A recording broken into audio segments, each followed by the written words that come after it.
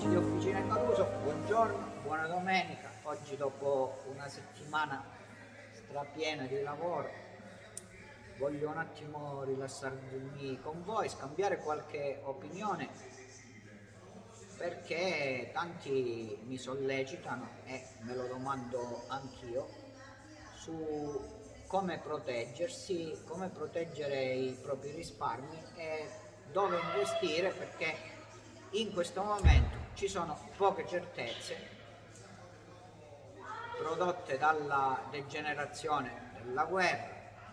Auguriamo e preghiamo per i nostri fratelli e amici russi e ucraini che questa situazione finisca, perché questa situazione non fa bene a nessuno, e che spazzi via tutto e faccia tornare il mondo alla normalità.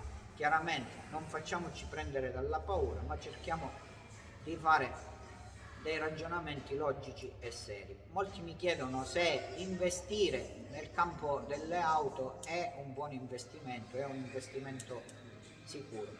Ragazzi, cosa volete che vi dica? Noi commercializziamo e assistiamo automobili particolari e di pregio, pertanto io credo che investire sulle auto sia un buon investimento, ma bisogna rispettare le regole, come sempre. Vi giro la telecamera e parliamo di alcune auto che abbiamo dentro e intanto vi voglio far notare, lo avete già notato, qualcuno me lo dice sempre, che nei nostri saloni non ci sono vetture ultramoderne, ma ci sono vetture molto particolari che comunque hanno fatto la storia del marchio nel momento in cui sono state prodotte.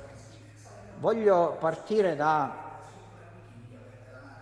una vettura straniera che è una Mercedes CL. Questa è un'auto che sta avendo una sua rivalutazione, nonostante qui queste auto sono state prodotte a grandi numeri, costava più di una Ferrari, la CL costava 150 milioni, quindi qualcosa in più di una Ferrari Coupé F3 55 Coupé. Oggi i valori sono diversi, ma perché è diverso il numero di produzione delle due macchine. Questa, la Mercedes, era una vettura a produzione industriale, presente in tutti i mercati già in quegli anni: Cina, Russia, America Latina, Emirati Arabi, mentre la Ferrari con la 355, che comunque era un po' più anziana della CL, a quei tempi era una piccola fabbrica italiana, anche se aveva già un mito enorme. Partiamo da una 12 cilindri che è una 612 Scaglietti. Ho un caro amico e cliente che mi chiede cosa devo comprare tra la Scaglietti e la 430. Chiaramente dipende dai gusti, ma la Scaglietti, se la conservi, è un investimento vero e proprio, perché è un'auto che ancora si trova a prezzi terrestri, anche se già sfiorano i 100.000 euro, ma è un'auto che secondo me scomparirà presto, perché ne sono state prodotte veramente pochi, mi pare appena più di 3.000 esemplari. Se volete verificare le prestazioni e come vanno su strada, controllate il nostro canale e vedete che ci sono dei video di queste vetture. Una Scaglietti che in questo momento in Italia in vendita ce ne sono forse 30-40. Vi invito a comprarla, perché comunque quest'auto, le prime furono prodotte nel 2004, quindi fra 3 anni non pagheranno più le tasse, capite? Non pagheranno più il superbollo e il bollo sarà ridotto a metà, quindi vi manterrete una vettura del genere con 500 euro l'anno tra bolle e assicurazione. Prima di passare al festival delle 8 cilindri vi voglio scusate che ho girato la telecamera, vi voglio far vedere la Ferrari inglese, che è l'Aston V8 Vantage, Questa è una versione che noi abbiamo da qualche anno, non abbiamo mai voluto vendere, o meglio, non abbiamo mai voluto svendere, e il mercato ora ci sta dando ragione perché quest'auto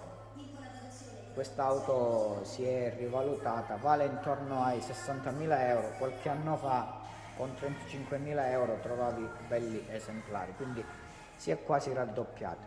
Ma ora ecco a voi, per voi appassionati di 8 cilindri, cavalcheremo la storia di questo prestigiosissimo marchio dal 1994, anno di produzione della F355, al 2010, anno di uscita di produzione della F430, e in mezzo abbiamo la vettura che rappresenta la sorellina mediana di queste due auto, che è sorellina, la sminuiamo, la principessa mediana di queste due auto, che è la F360, che cavalcò l'ingresso del nuovo millennio, nato nel 99, uscita di produzione nel 2004. Perché, la domanda che mi fanno tutti, questa vettura che è molto più obsoleta, diciamo così, rispetto alla 430, ha superato le valutazioni della 430? Questa è una vettura che non paga tasse. In Italia quest'auto non paga tasse perché alcune fra un anno diventeranno trentennali.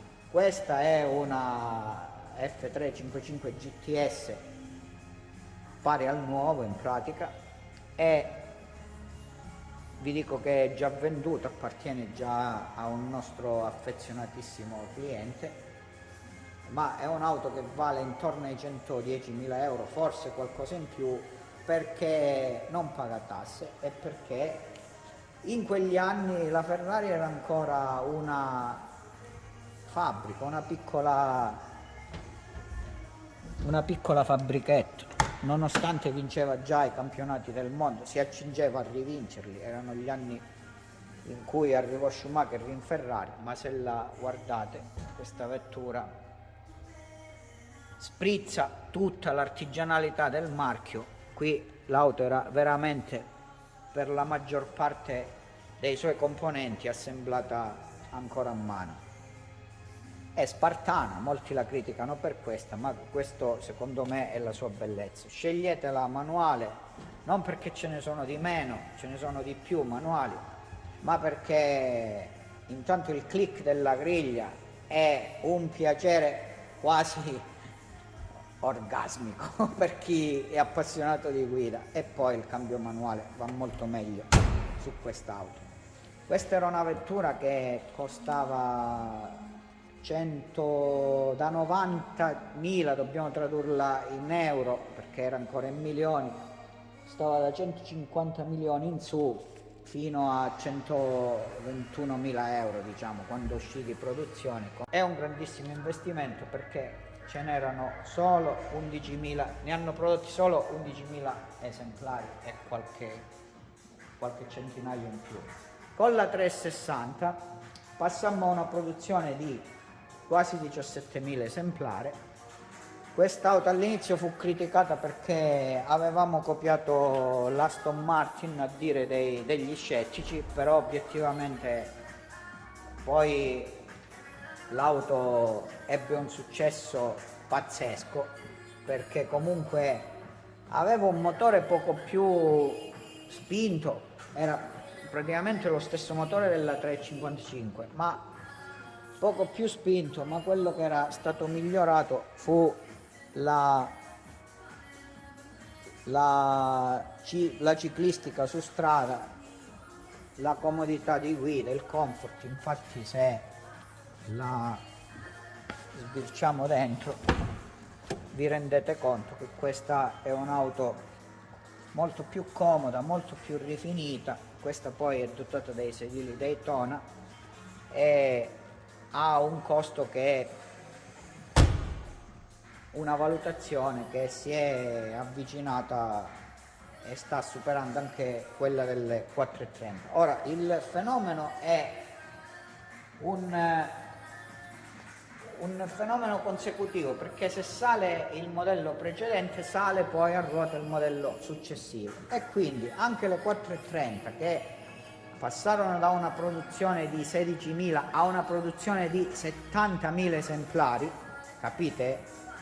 Con questa diventammo veramente un'industria, perché fu apprezzata in tutto il mondo, fu comprata in tutto il mondo, e poi obiettivamente era una supercar, lo è ancora, è un'auto che sfiora i 500 cavalli e ha delle prestazioni in tutti i suoi comparti, cambio, meccanica, sospensioni e motore, che sono ancora oggi superlativi. Questa è una vettura che nello spazio di 2 mesi la 360 e la 430 hanno avuto rivalutazioni del 20%. Qualcuno mi dice non ci credo che la 430, perché ce ne sono tantissimi, poi tenga il prezzo alla fine. Io dico che comunque la 430 è un'auto che sarà una delle più richieste e ricercate, perché comunque rappresenta il vero salto della Ferrari nel XXI secolo. Bene ragazzi, detto ciò, vi do alcuni consigli, vi invito a stare attenti non solo alle cose ormai risapute di queste auto, cioè verificare il libretto dei tagliandi, le seconde chiavi, se hanno incidenti, ma quello che dovete fare prima di comprare un'auto del genere è fare un'ispezione come si deve su tutti i componenti meccanici ed elettronici, una volta naturalmente che avete verificato tutta la documentazione di bordo, perché queste auto non è solo una questione di verniciatura o di tenuta di strada, ma se alcuni lavori non sono stati fatti poi vi costerà tanto metterle a posto. Noi lo facciamo questo e veniamo incontro ai clienti, però spesso ci sono alcuni interventi che sono costosi, i ricambi cominciano a non trovarsi, quindi valutate un po' anche l'utilizzo che ne volete fare, perché se volete fare un investimento, le auto meno le utilizzate e meglio è, senza lasciarle ferme, perché lasciarle ferme significa che alcune cose possono succedere, quindi godetevele il giusto, ma fate attenzione a tutto quello che molti tendono a non dirvi. Voglio chiudere con la regina degli ultimi anni, che non è del Cavallino ma è Biscione, che è la Giulia Quadrifoglio Verde. Questo è un investimento, sì ragazzi, questo è un investimento, perché questa macchina è l'auto che veramente ha rappresentato l'orgoglio italiano e la capacità di noi italiani di sfornare progetti eccezionali che hanno smentito tutto quello che negli ultimi anni era la narrazione su questa categoria, ovvero che le auto tedesche sportive erano decisamente migliori delle nostre.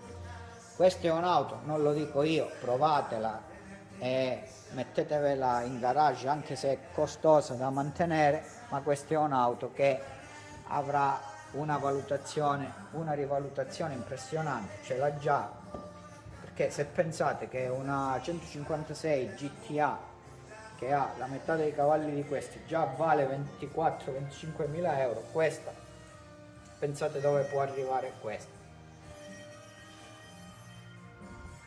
Le Maserati non vorrei trascurarle, queste sono auto che erano negli anni in cui sono nate vetture, erano Ferrari docili, diciamo così, che poi tanto docili non erano.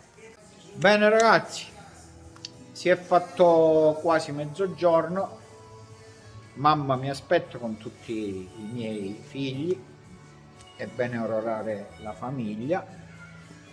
E naturalmente, se non siete d'accordo con quello che ho detto, non è Vangelo assolutamente, sono le informazioni che vi ho dato sono il frutto della mia umile e piccola esperienza. Confrontiamoci, sono a disposizione per ascoltare la vostra, scrivetelo nei commenti se il video vi è piaciuto, se non vi è piaciuto scrivetelo altrettanto, facciamo sempre il tempo a migliorare. Un abbraccio a tutti e no alla guerra.